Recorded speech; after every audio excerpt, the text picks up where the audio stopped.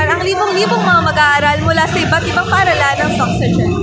Opisyal nang binuksan ang Regional Schools Press Conference sa Sultan Kudarat Capitol Gymnasium na dinaluhan ng mga mag-aaral at guro mula sa iba't ibang dibisyon sa Rehiyon 12 na naglalayong hikayatin ang mga mamamahayag na hubugin ang kani-kanilang mga kasanayan sa larangan ng pamamahayag.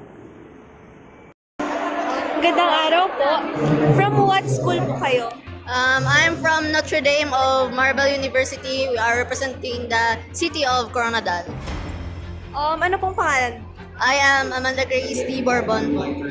Paano ninyo nakikita ang pagbabago ng pamamahayag sa panahon ng digital era at paano ito nakakaapekto sa RSPC?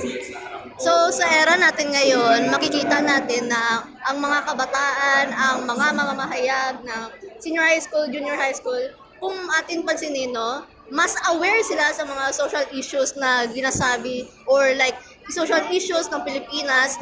Isang dahilan kung bakit sila aware siguro ay ang digital, which is ang internet. So, mas madali makakuha ng mga impormasyon. So, using that information na makuha nila sa internet, mas maging social aware sila, mas may paninindigan, mas malakas yung stand, may pinukuha talagang evidence para lang maka-create ng isang stand, no?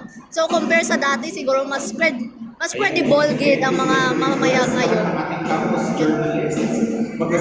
Paano ninyo hinuhubog ang inyong mga sarili bilang isang mamamahayag upang maging handa sa kompetisyon? So, mamahayag ka man or hindi, ang ginasabi talaga sa akin, no? Magbasa na magbasa.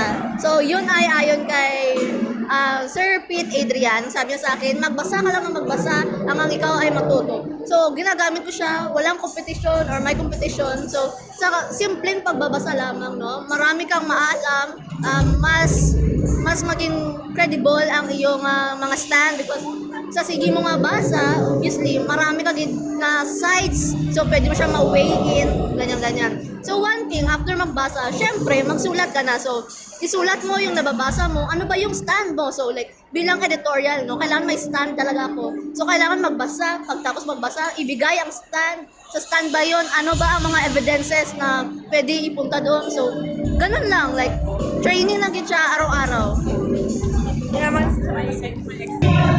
Patrol sa tikan. Kung makikita nyo sa